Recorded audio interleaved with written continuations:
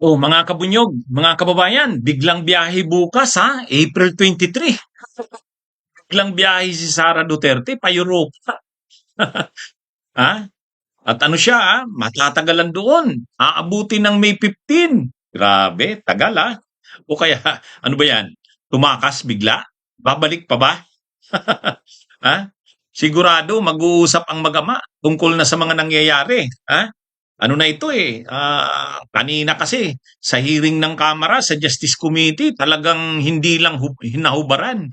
Durog na durog si Sara. Lumabas na ang lahat ng kanilang mga tinatagong ano, no? Ha? Matagal nang alam yan, matagal nang lumalabas yung issue na yan.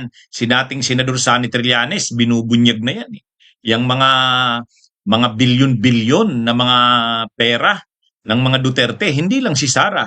Kaya lang, walang masyadong naniniwala eh. Ay kanina, AMLAC na mismo. Anti-Money Laundering Council. At saka pinakita na mismo ng ombudsman yung salin ni Sara. Kaya wala, talagang yung sinasabi nating dito sa mga pagdinig na ito ng Kamara, mahuhubaran si Sara, yun, nangyayari nga. O, tapos, biglang-bigla, lumabas ngayon, babiyahin na si Sara bukas. April 23 to May 15. Pupunta sa Europa. Siyempre, mag-uusap yan sa Kasidigong. Hmm? Pag-uusapan nila yan. Eh di ba sabi ni Sara, dapat may plan A, may plan B, may plan C. Eh dito baka abutin pa sila ng plan up to plan Z. Ang dami nilang kailangan gawing plano. Kasi talagang ano sila ngayon? Hmm? Ang nakikita na kasi natin ngayon, yung dati nilang pinagyayabang na hindi sila napapanagot, yung tinatawag nating impunity, hindi na ngayon. Hmm? Ah, ano yan mga kabunyog mga kababayan? Hindi na. Si Duterte, si Digong, wala, hindi na umuubra yung kanyang mga yabang na akala mo noon hindi siya mapapanagot. O tingnan nyo kanina, yung appeals chamber ng ICC kanina nag-decide. Why may jurisdiction ng ICC? Denied. Denied na naman yung kanilang organization, yung kanilang jurisdictional challenge. Talo na naman si Kaufman. Oh. Tapos, yung pagyayabang ni Sara na walang mga ebidensya daw laban sa kanya, wala daw testigo. Sus. Ha? Kita nyo kanina yung yung pinakitang mga transaksyon sa bangko. Sa bangko ni Sara at ng asawa niyang si Man Scarpio. Kaya ano na ito, kumbaga, kung dati, bago pa man itong mga pagdinig na ito, pababa na ang rating ni Sara, yung pinagmamalaking mataas sa survey, ay ngayon, damaged goods na yan. Matapos itong impeachment na ito, kahit hindi siya makonvict sa Senado, kasi kung ang mga senador na kakampi niya ay talagang titindigan siya, pero kahit pa ganun, parang bina yan. Parang Gigi Marbina yan.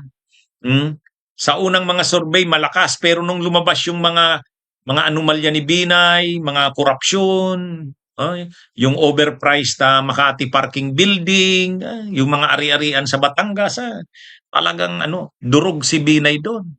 Ganyan din yan. Kaya ngayon, ano ito?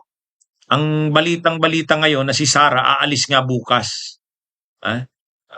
April 23, bigla, no? Inaprubahan naman ng Office of the President kasi mag-a-approve talaga niyan, Office of the President. Sino man kasing official or kahit nga empleyado ng gobyerno pag nagbiyahe abroad, kukuha ng travel authority, travel clearance. Yan, kumuha siya. Pinagbigyan naman ng ni Executive Secretary Recto. Kaya lang ang mas nakakakuha ng atensyon, yung timing. Pagkatapos ng pagdinig ng Kamara kanina, tapos bukas babiyahe. Matagal. Ngayon bakit aabutin siya ng May 15? Kasi itong susunod na mga araw, sa May 29 ay April 29, pag-uusapan yung pagbabanta niya sa buhay ng Pangulo at ng First Lady, April 29. Ano yan? Ipi-play dun yung kanyang mga yung pagsasabi niyang no joke, no joke. May ilalabas na mga dagdag na mga ebidensya ang NBI kasi nag-imbestiga ang NBI.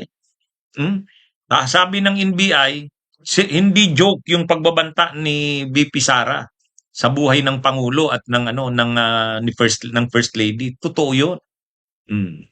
At ito baka pag May 4 magkumbina ang Kamara at kaagad-agad mai-transmit na sa Senado. Sabi ni Senate President Soto, magkukonvene din sila kaagad forthwith. O ayaw na yatang makita ni Sara yung mga ganun. Ayaw niya makita yung pagbubutuhan ng Kamara. O ito yung unang ayaw na makita ni Sara. Una yung sa April 29. Kasi sa April 29, pag-uusapan yung kanyang pagbabanta na ipapa-assassinate ang Pangulo, First Lady. At magbubutuhan na ang Justice Committee sa April 29 kung may probable cause. Ay sigurado na yan may probable cause. Pagkatapos niyan, plenary, magbubutuhan na naman. Alam na din ni Sara yan na wala siyang panalo dyan sa Kamara kahit pa nandun sila Gloria Arroyo. Wala yan. Sigurado nang lulusot sa Kamara ito. At pagdating sa Senado, sabi naman ni Senate President Soto, forthwith magsisimula sila ng trial. Kahit sila Marcoleta, wala na yung magagawa. Sabi ni Marcoleta, kikwestiyonin yung basis ng impeachment. Sino siya? Kaya itong period na ito, lalo na itong April 29, May 4, hanggang ano na yan, magiging mainit yan. Kaya, parang tumakas si Sara. Ayaw niyang nandito siya sa Pilipinas. Sa panahon na yan. Siguro mag-uusap din ang mag-ama.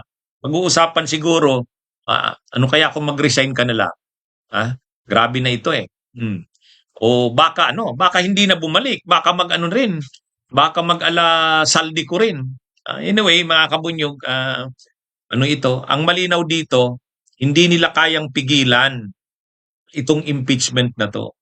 At yung damage control laban kay Sara, hindi kaya. Matindi ito eh. 'Di ba? Kung noon sanang 2025 hindi na nila ito pinigilan pa, tapos na sana yung issue na yan. Eh ngayon humaba pa eh. Akala kasi nila dahil diniklarang unconstitutional ng Korte Suprema, surrender na yung mga complainants. Ay hindi naman kasi yung mga complainants sa kay Sara Duterte, mga yun, hindi naman mga bayad yun. Mga progresibo yun, mga civil society yun, simbahan. Talagang ang gusto nun, panagutin si Sara sa kanyang mga nagawang katiwalian sa bayan. Kaya yun. Tapos tinitingnan nila yung mga kongresista daw, mapapagod na yan. Hindi na daw yan susuporta. Ang mga kongresista daw, nagbumuto daw yan sa impeachment ni Sara noon dahil sa pera. Ngayon, wala na daw pera, wala na si Martin Romualdez, wala na ring pera ang gobyerno.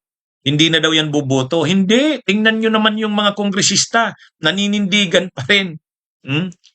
Tapos yung sinasabi nila, ano pa ba yung sinasabi nila? Matatakot yan. Kasi si VP Sara malakas. Nangunguna.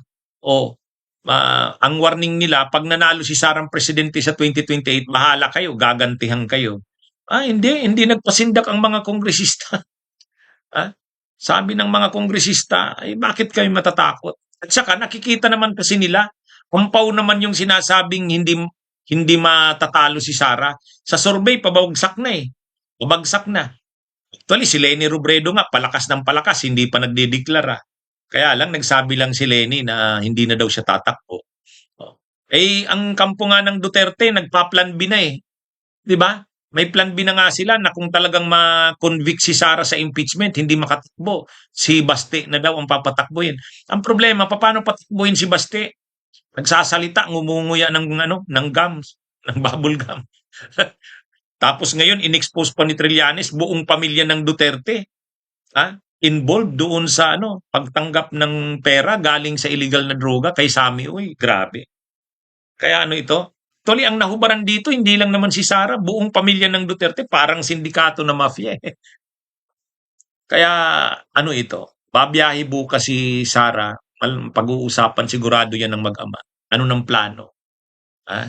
Malaki ang magiging mga babago sa takbo nito sa susunod na mga araw. Kaya yung sinasabi ni Panelong, destined si Sara na maging presidente? Ay, nako. Nasaan yung sinasabi niyong destined? Si Mike Defensor, alam niyang mahihirapan. Kaya nag-iisip na si Mike Defensor ng Plan B, di ba? O kaya nga ginawa na nila yung Rage Coalition. Pinakilala nila si Baste. Plan B. O, bakit? Kasi alam nilang delikado si Sara. Delikado yan.